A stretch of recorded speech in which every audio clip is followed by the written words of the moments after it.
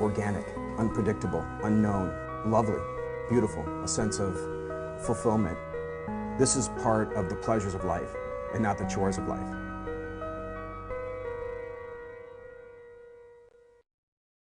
Coming up on Daily Iowan TV. Iowa high school students aren't choosing Iowa for college. The reason is next. And celebrating minority success, awards for some soon-to-be graduates coming up.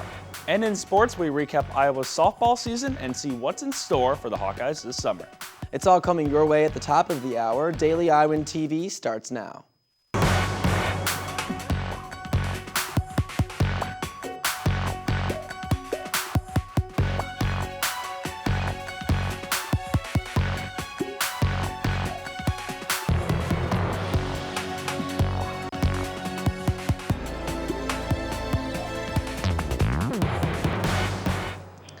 Thanks for joining us tonight. I'm Muriel Kone. And I'm Reed Chandler.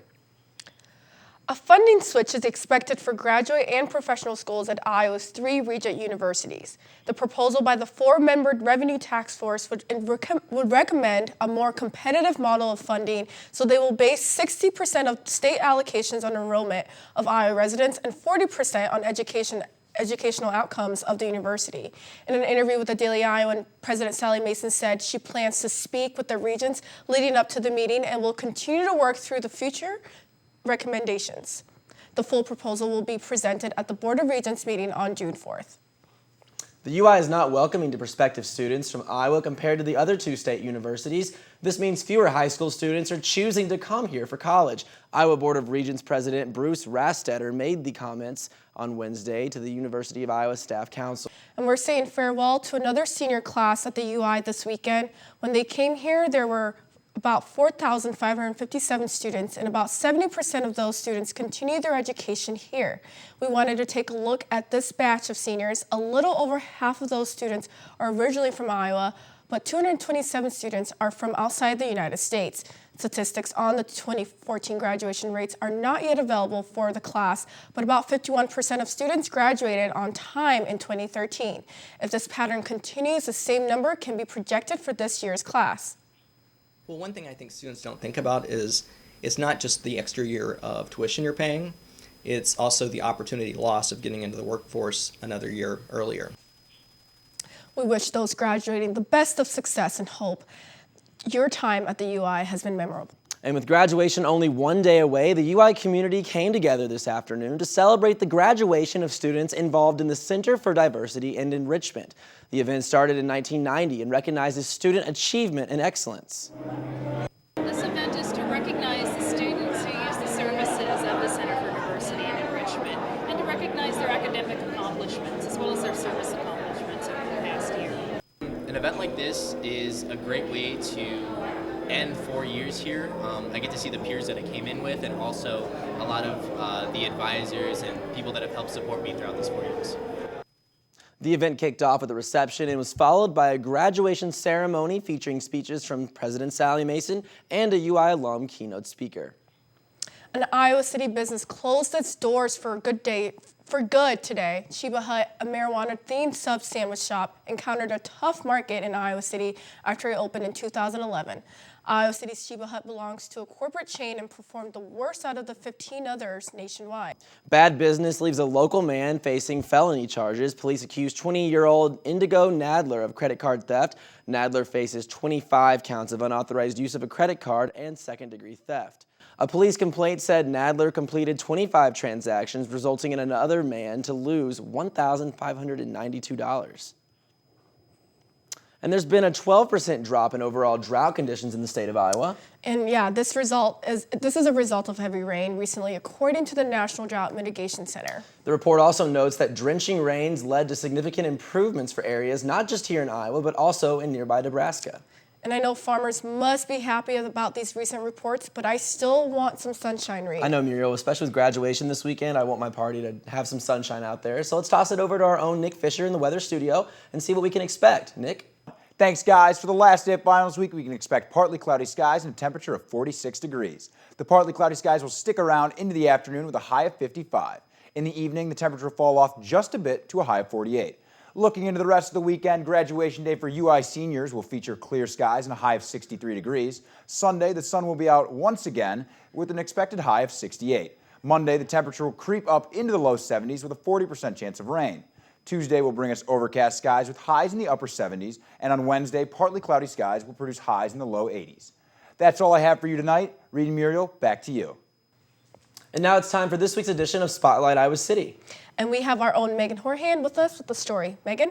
Balancing work and school can be hard enough, especially during finals week. But one UI student takes on this double life year-round. Our own Greta Miley sat down with Jasko, a DJ right here in Iowa City. For local DJ and producer Jason Yasko, there is hardly ever a moment where music is not going through his head. It's one of those things you have to sort of do all the time and try to do every day if you can. It's the only way you're going to get better. Growing up playing the guitar, the trumpet, and in the jazz band, Jasko said sound engineering came naturally to him. That's probably where it started for me, and I just had, I'd be there sitting there tapping away at whatever song was on. Even if there isn't a song on, I'm one of those guys that lets my leg go and shake, or I'm just like making beats. Here's just the piano soloed, and then I basically put a delay under it. DJs play songs in order to entertain, while producers create music. On top of his job as a lifeguard and his studies in English and philosophy, Jasko does both. If you want to get very, very big, you need to make original music. It's the only way to do it, really. Spending long hours mixing sounds, cutting frequencies, and enhancing sound quality, Jasko said the producing aspect is worthwhile when he gets to play his own music on stage. So fast, you're just in the zone and you're going in on stage, you don't even know what's going on. While he has only been a DJ for a year, Jasko said ultimately time will tell what the future holds for him. Those teachers have seen potential in my writing, so they've been getting on me to get serious about it, and I was like, oh, okay, well, that's finally found my little niche in school, and I found this niche here, so it just depends on which one ends up taking over, I guess. Time, dedication, and practice, he said, will continue to be key in the mastery of his craft. Greta Miley, Daily Iowan TV. Jasko opened for Blau, Electric Rivals, and Life in Color this past year. His latest remix to the song Feel Me by the two friends was recently published to the popular music website youredm.com. And now for what's happening beyond Iowa. 9/11 survivors, rescue workers, and friends and relatives of victims filled the new Memorial Museum that now takes the place of what used to be the World Trade Center. The museum opened its doors for the first time today, but only for those most directly affected by the event. And President Obama dedicated the museum in front of a closed audience where many shed tears of both horror and heroism from 9/11. Many of the victims' friends and relatives found the museum inspiring, while some found it hard to bear. It will open up to the public on Wednesday. Aaron Hernandez, the former NFL star who has been on trial for shooting 27-year-old Odin Lloyd, is now indicted for shooting two other men in a Boston nightclub. Prosecutors said the two victims, Daniel DeEbro and Safiro Furtado, ran into Hernandez in the nightclub by chance. When they left the club, Hernandez followed them in an SUV and pulled up next to their car. Hernandez then fired multiple shots into the passenger side, killing DeEbro and Furtado and injuring a third passenger as well. The former royal editor of News of the World, Clive Goodman, admitted Wednesday to repeatedly hacking the voicemails of the royal family prior to his arrest for illegal eavesdropping in 2006. He admitted he had listened to Kate Middleton's voicemail 155 times, Prince William's 35 times, and Prince Harry 9 times. Goodman was briefly jailed in 2007 for hacking the phones of royal aide. And it's our final look at Hawkeye sports of the semester, Muriel. You know, that's right. And let's send things over to Daily Iowan TV Sports Studio, where our own Kevin Glick is standing by. Kev? Thanks, guys. A lot for you on the show tonight. Softball finishing up their season last week. We recapped their 2013-14 campaign, and track heads to Indiana for their Big Ten championships. But first, turning our attention to Iowa postseason sports, starting with baseball. Rick Heller continuing to reinvigorate the program in his first season with the Hawkeyes. With at least one win at Purdue this weekend, Iowa would clinch a spot in the Big Ten tournament for the first time since 2010. Coming off a disappointing sweep in the hands of Illinois, Iowa striving to get back on track and gather momentum in their final series of the regular season. Men's golf also in their postseason, beginning their sixth straight NCAA regional appearance, this time in Columbia, Missouri, joining fellow Big Ten teams Illinois and Northwestern. Iowa, the sixth seed this weekend, and seeking to finish fifth or higher to get back to the finals for the fourth time in the last 6 years. Another sport and postseason competition, men's and women's track and field beginning their Big Ten championships this weekend. Daily Iowan TV Sports' Rachel Bedell has more. This weekend, the Hawks will be heading out to West Lafayette, Indiana for the Big Ten championships at Purdue. The Hawkeyes are coming off a successful home Musco invite where freshman Brittany Brown and sophomore Lake Quaza went 1 and 2 in both the 100 and 200 meter. Alexis Guster and Alexis Hernandez will be joining Brown and Quaza in the 4x1 and are looking to break another school record like they did at the Drake Relays a few weeks back. Sophomore Montayla Holder will take over for Brown in the 4x4 and they'll look to break another record like they did at the Arkansas Invitational. Eyes will also be on senior All-American Tevin C. Mincy as he races in his last Big Ten of his career. And off the track, sophomore Kevin Spacier is coming off of a personal best high jump in second rank in the Big Ten.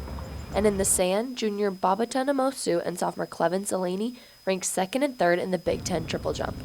This will mark Coach Wiz's 30th Big Ten championships at Iowa, and the events will begin on Friday at 10 a.m. Rachel Bedell, Daily Iowan TV Sports. Moving on to softball, ending their season last week against Illinois, a down year for the Hawkeyes, we recap their season. Daily Iowan TV Sports' Whitney Blakemore has the rest on the 2013 Iowa softball team's premature finish. After barely missing the NCAA tournament last spring, the Iowa softball team came into this season with one goal in mind: to win the Big Ten tournament and to guarantee their spot to the NCAAs. But that dream fell short when Iowa lost to Illinois in the first round of the Big Ten tournament last week. I think our expectations were really high coming into the year. Wanted to win a Big Ten championship to get into postseason, but hopes and dreams are just that. You still got to go out and put it into action, and unfortunately fell a little short. Both teams entered the seventh inning scoreless, but the Fighting Illini rallied to record the 6-0 final win. This loss concluded the team's season with an overall record of 16-30. It was a little disappointing as a whole. There was a lot of ups and downs, and it was just a little frustrating since it was my last year. It's not exactly how I wanted to go out. The team will say goodbye to their three seniors, Michelle Zeller, Brianna Luna, and pitcher Kayla Massey. They've each brought tremendous things to the program, their personalities, their skill, their attitudes, their work ethic, and they're going to be greatly missed. Never in a million years, I don't think coming onto this team would have expected that I would have played as much as I did, started as much as I did. So I'm nothing but grateful to the coaching staff and the opportunities I've had here. While this season may be over, Coach Looper is already looking ahead to what next year can bring, with 8 new freshmen coming in. We're looking forward to it. Again, you hate to discount the year we just finished already because it's not even been a week, but that, unfortunately, that's the nature of the business and the beast, is it's time to now move forward. Whitney Blakemore, Daily Iowan TV Sports. And finally, peeking into the summer, we have tons of things to look forward to, starting with Iowa's Devin Marble's path to the NBA. Devin Marble making his jump from college to the pros with the NBA draft slated for Thursday, June 26th. Experts seeing Marble as a mid to late second-round pick, but that could change depending on how he performs at the NBA Combine this weekend in Chicago. And with the NFL draft now in the rearview mirror, 3 Hawkeyes had their names called and numerous others signed with other teams as free agents. NFL rookie minicamps beginning in the next few weeks and mandatory minicamps starting in early June. Finally, the local primetime league getting underway in June. It's the first chance to see new recruits for the Iowa basketball team in action. Games take place every Thursday from June 19th to July 31st at the Cedar Valley Sportsplex in Waterloo. That's all I have for you in tonight's show and my career here in the Daily Iowan TV Sports studio. We're going to be on break, but we'll see you in a few weeks with more on the world from Hawkeye Sports. Reed, Muriel, back to you guys at the desk. That's all we have for you tonight, but be sure to read Friday's pages of the Daily Iowan. The Lieutenant Governor made a pit stop here in Iowa City. You can read her message to the local community in tomorrow's papers. And the State Department is conducting a study of Iowa City's transportation system. The details tomorrow. Thanks for tuning in this year on behalf of the Daily Iowan TV news team. And we'll be back on June 15th, so tune in. For Muriel and I, this is our last newscast of our college careers. We're both graduating on Saturday, and I know I speak for both of us when I say we're going to miss it. So thanks for watching. Have a great night.